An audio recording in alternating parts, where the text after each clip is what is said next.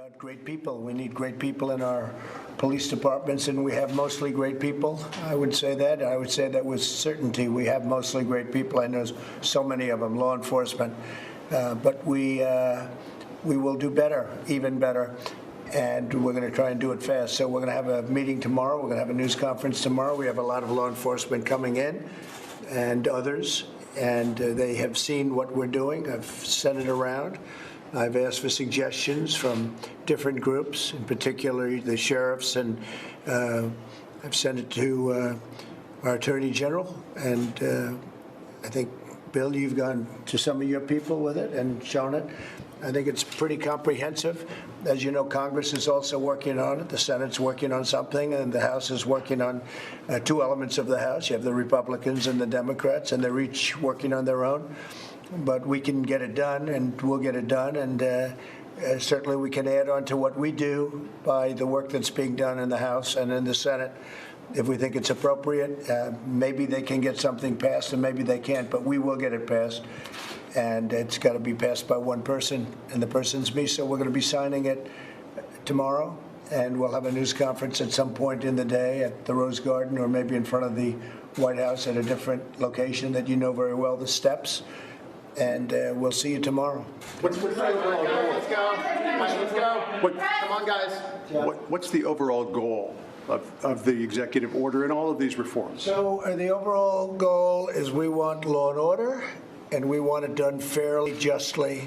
We want it done safely, but we want law and order. This is about law and order, but it's about justice also, and it's about safety. So I think we're going to do a good job tomorrow. I think you're going to see some things that a lot of people thought would not happen. You wouldn't be able to get them done, but we'll get them done. Again, though, I want to emphasize it's possible the House can also, on top of this, I spoke to the various leaders, on top of this can get something. But I think this will be very comprehensive tomorrow, so you'll see something. Yeah, please. What do you think of the Atlanta shooting video that you've seen versus George Floyd? I thought it was a terrible, I'm not going to compare things, but I thought it was a terrible situation. I studied it closely. I'm going to get some reports done today, very strong reports, and we'll have a little more to say about it tomorrow. But certainly it was to me, it was very disturbing. Mr. President, disturbing now, sir. Go ahead, please. Do you have any reaction to the Supreme Court decisions earlier today about LGBT discrimination, saying that is protected under the Civil Rights Act? No, they've ruled. I've read the decision, and some people were surprised, but they've ruled, and we live with their decision. That's what it's all about. We live with the decision of the Supreme Court. Very powerful, a very powerful decision, actually. But they have so ruled. Please, go ahead. Mr. President, can you react to the FDA's decision today to withdraw its recommendation for hydrochloroquine and another malaria drug, saying it's no longer considered reasonable as a useful treatment for COVID? I don't know. I'd like to ask Alex maybe to discuss that. Sure. So just to clarify your statement there, I don't think was quite accurate in what the FDA's action was. The FDA, at the request of BARDA, which is an agency within HHS, withdrew an emergency use authorization for product that we had acquired into the national stockpile by donation from Bayer of chloroquine that was manufactured in Pakistan. And the EUA, the emergency use authorization, was restricted for hospital use, inpatient hospital use of the product. With the FDA finding that they don't see enough data to support hospital-based use for those who are the most extreme cases of patients who've been hospitalized, they took that restriction off. They took the emergency use authorization off. At this point, hydroxychloroquine and chloroquine are just like any other approved drug in the United States. They may be used in hospital, they may be used in outpatient, they may be used at home, all subject to a doctor's prescription. In fact, the FDA's removal of the emergency use authorization takes away what had been a significant misunderstanding by many that had made people think that somehow it could only be used in a hospital setting, and we've tried to make that clear throughout. It's a drug, it's approved in the United States, has been for decades. If a doctor wishes to prescribe it working with a patient, they may prescribe it for any purpose that they wish to do so, and this actually removes a potential barrier to that. So it actually uncomplicates it. It does. In a way, and I think that's probably, your question was a very inaccurately No, I didn't stated mean, I question. didn't mean to pose it inaccurately. I believe what it said specifically was that it's no longer reasonable to consider it an appropriate treatment. Only in the hospital, it said the data in the hospital setting was not supportive. We continue to study in outpatient settings as well as preventive. That data is not yet in. Are you suggesting that the data in the hospital setting is not something you would take seriously?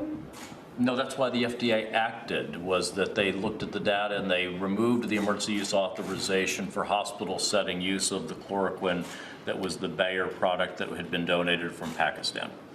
Mr. President, earlier today, you tweeted that you believe that you were being COVID shamed because of your decision to go ahead with the Tulsa rally on Saturday night.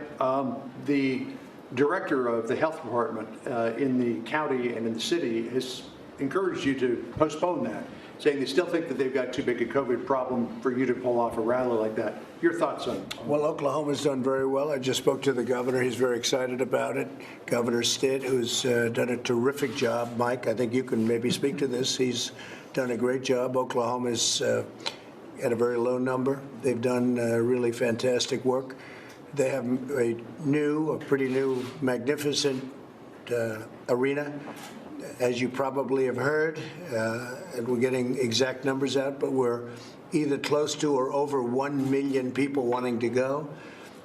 We have a 22,000-seat arena, but I think we're going to also take the convention hall next door, and that's going to hold 40,000, so we'll have 22,000 plus 40,000, which would mean that we'd have over 900,000 people that won't be able to go, but hopefully they'll be watching.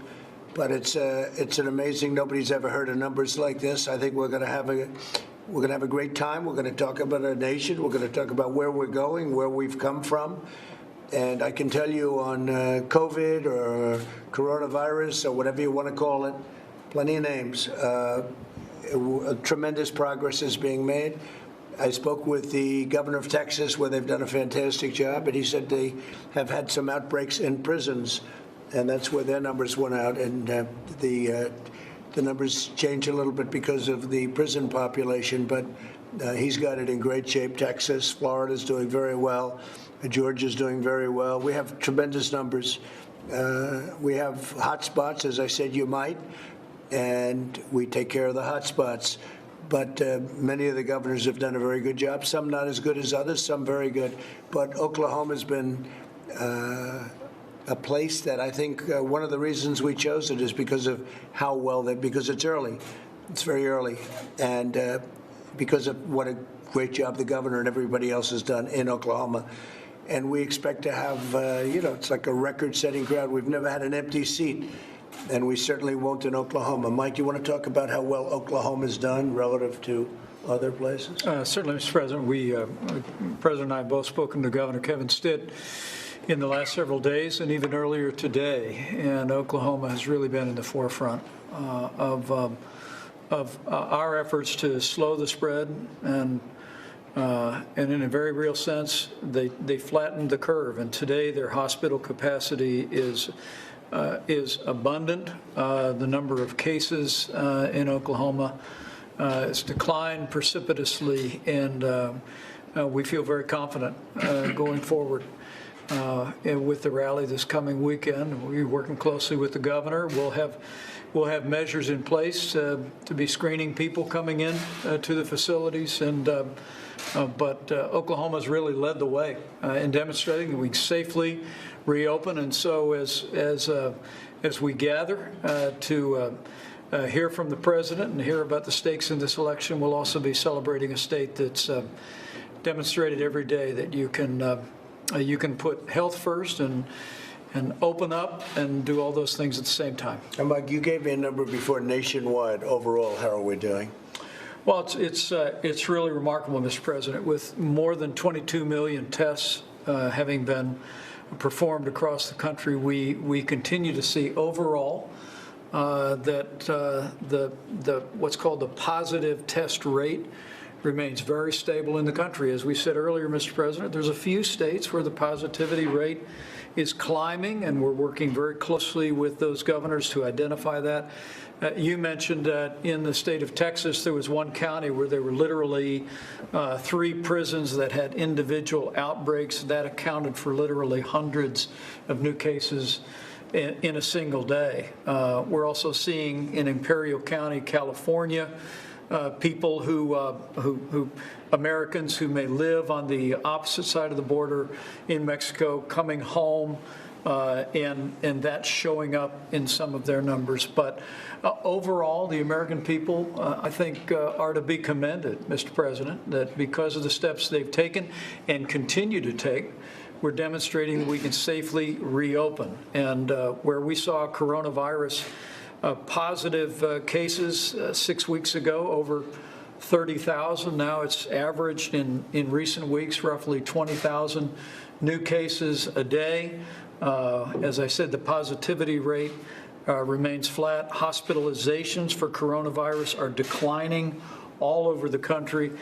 And most importantly, our fatality rate continues over a 7-day average to continue to decline. The President's always quick to say one loss of life is too many. But when we think about a matter of a month and a half ago, when we were losing 2,500 Americans a day, now that we see the numbers declining so precipitously, I think it's a real tribute to our healthcare workers, tribute to every American that has demonstrated each and every day that we can reopen our country. But we can continue to put the health, particularly of our most vulnerable, first. And yesterday's number was approximately what? According to some public reporting, Mr. President, I'll have more details later this afternoon, less than 400 fatalities yesterday all across the country. So that's a far cry from what it was a month ago or 2 months ago, and it's a lot. It's 400 people too much. Shouldn't have happened at all. China should not have let it happen. But it happened.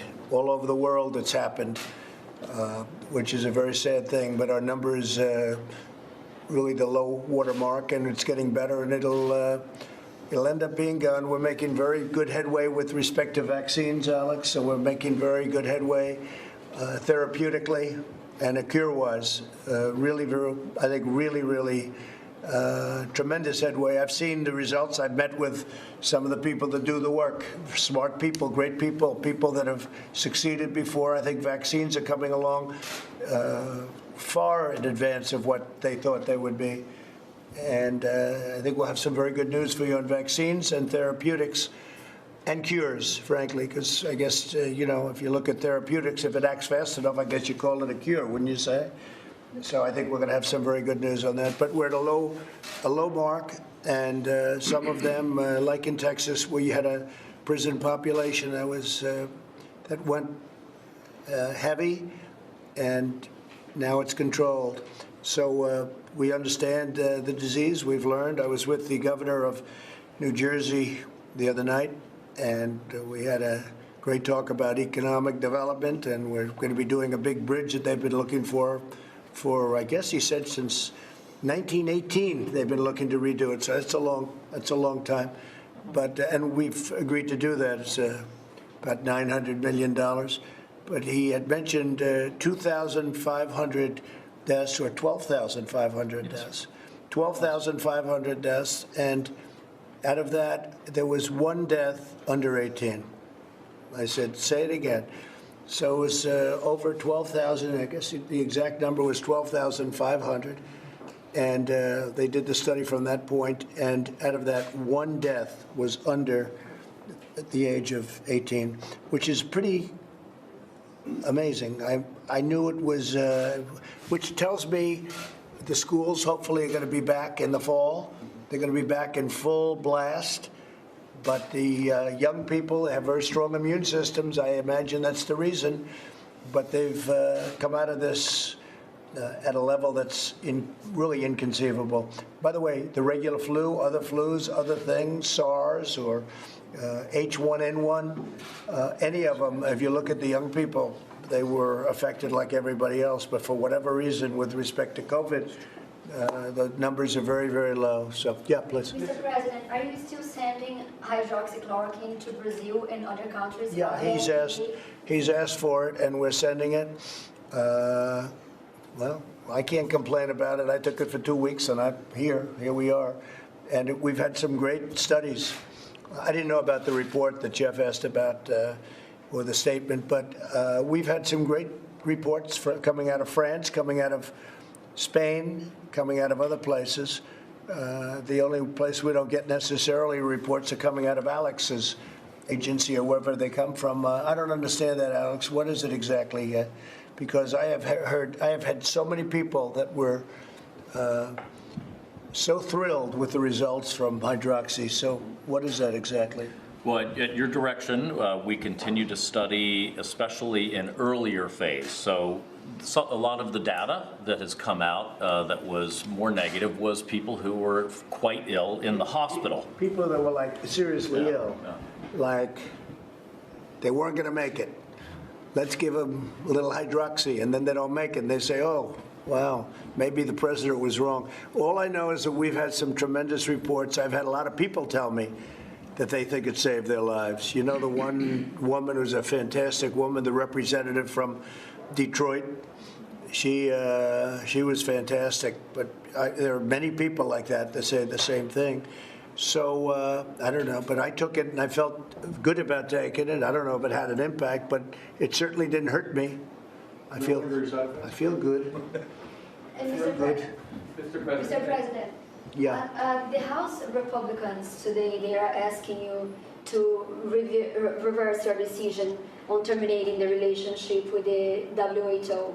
Would you consider that? I don't know. I have to see what they're asking. I have no idea what they're asking. It was after an investigation. I have no idea what they're asking. To change back But I'll take a look at the World Health Organization has been very disappointing. To the world, they've been disappointing. And we, as you know, paid $450 million and close to $500 million on some years. But for years and years, we paid far more than anybody else. And they've been a puppet of China. And so, no, I'm not reconsidering unless they get their act together. And I'm not sure they can at this point, but maybe certainly over the years they might.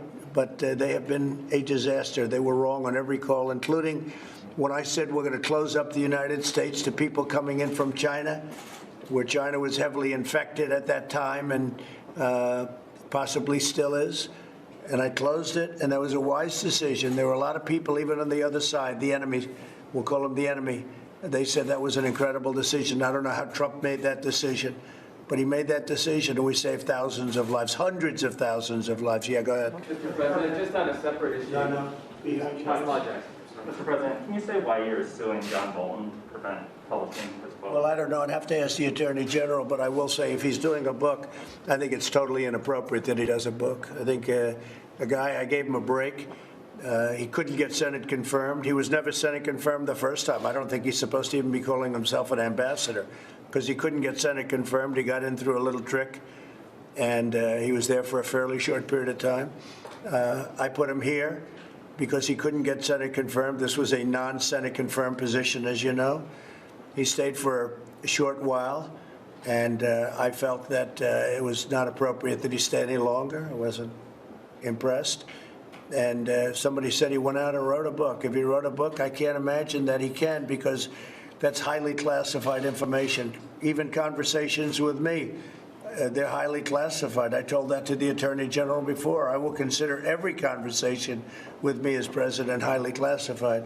So that would mean that if he wrote a book, and if the book gets out, he's broken the law. And I would think that he would have criminal problems. I hope so. Otherwise, I mean, they put a sailor in jail because he sent a photograph of his bed and an engine of an old submarine.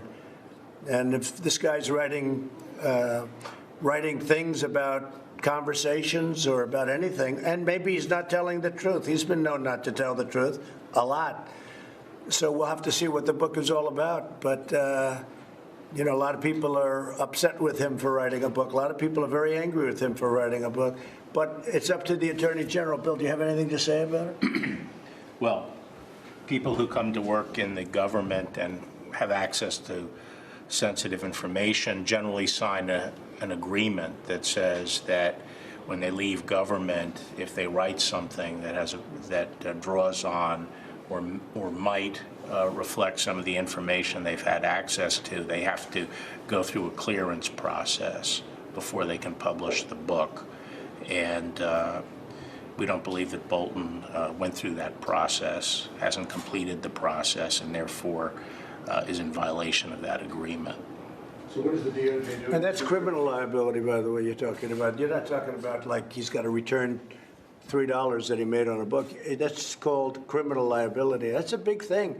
You know, Hillary Clinton, she deleted 33,000 emails. And if we ever found out what those emails say, she would have had a liability. That's what you have. You have liability.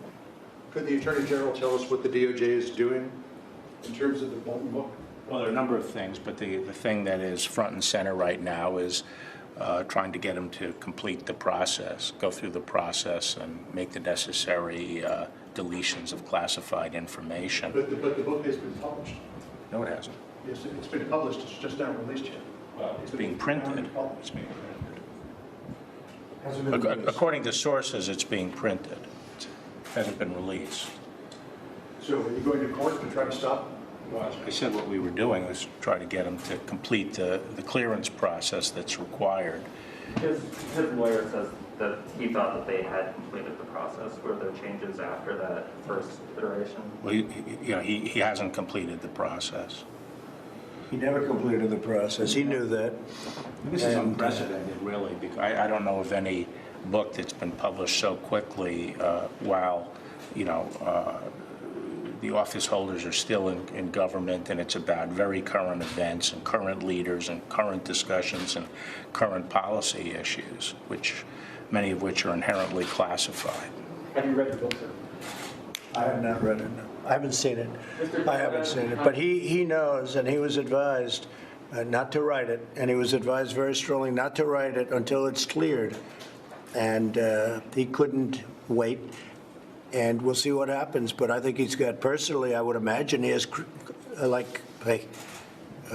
when you do classified, that to me is a very strong criminal problem. And he knows he's got classified information. Any conversation with me is classified.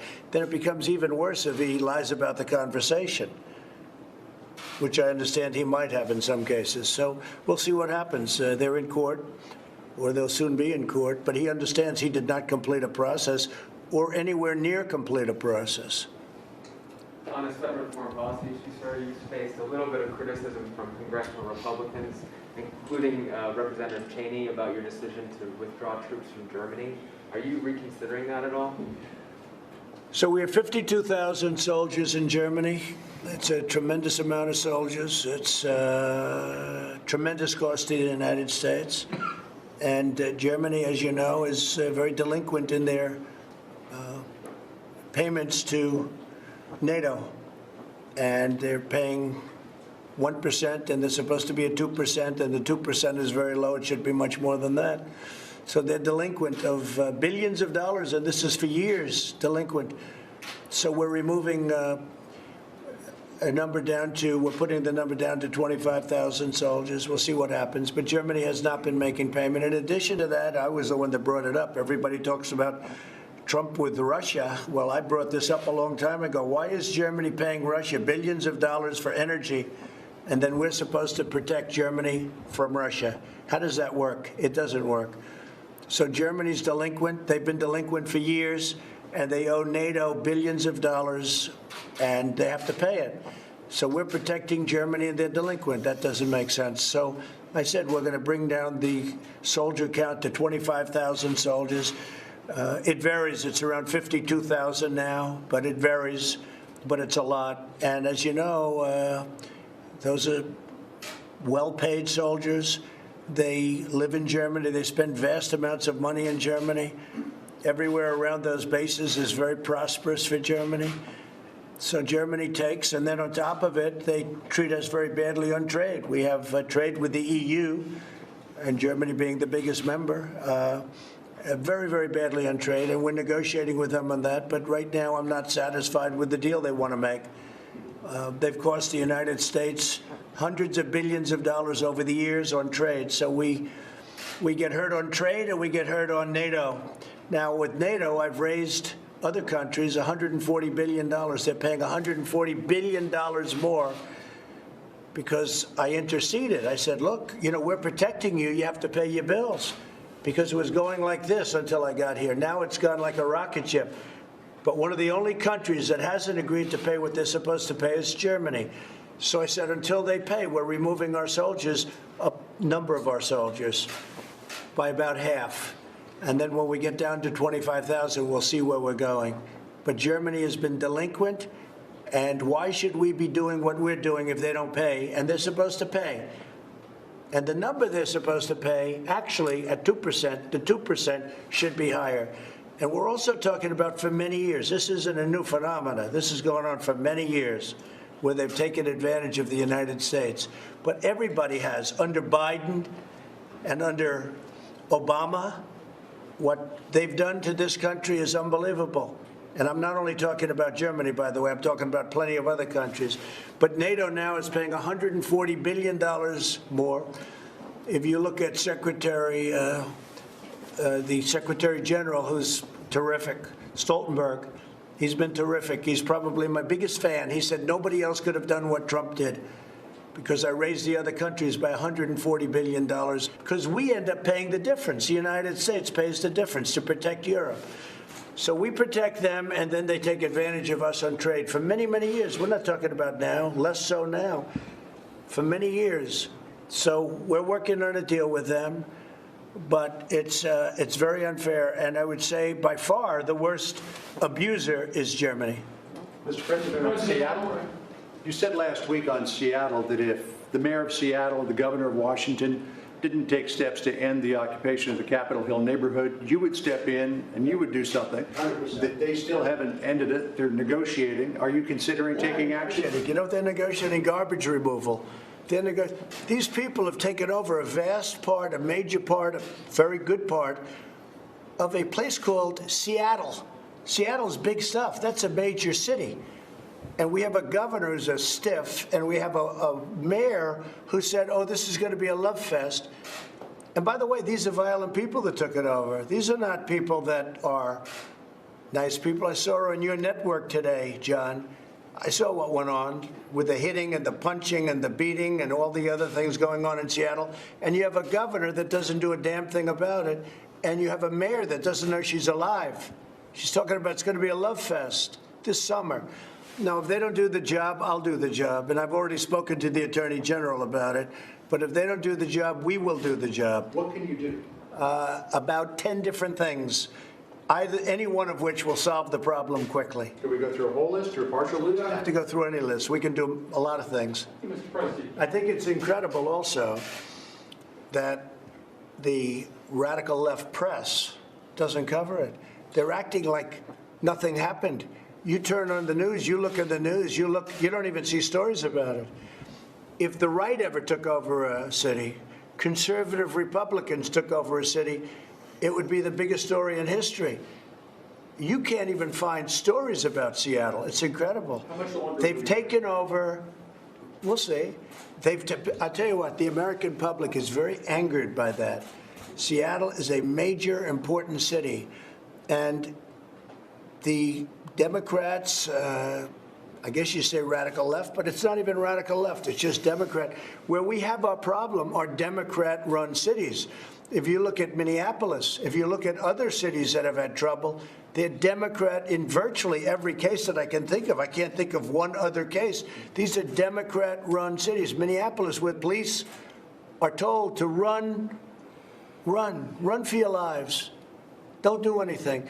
And if I didn't get involved and send in the National Guard, and it was at my insistence that they did that, and as soon as I did that, everything stopped in Minneapolis 4 days, 5 days later. Is there a timeline that you're thinking here, Seattle? There's no timeline. We're watching it very closely. These are violent people that are dealing violently, and I think what I'd like to see before we do something, I'd like to see the press get in and cover it, because it's not that they're covering it badly, they're hardly covering it all. Think of this.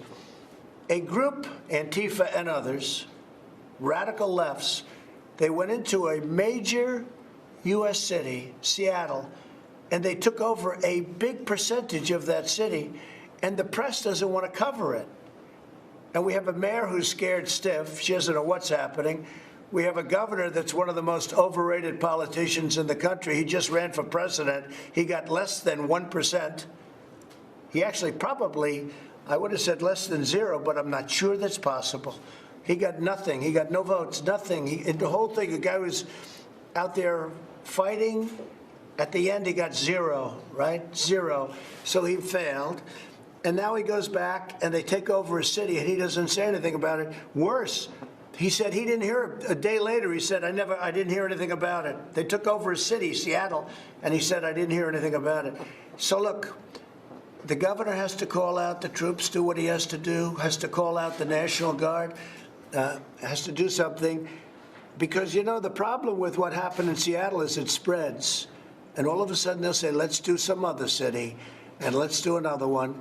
And we're not going to let it happen. So timing-wise, hey, we're all set to go. We're watching the process.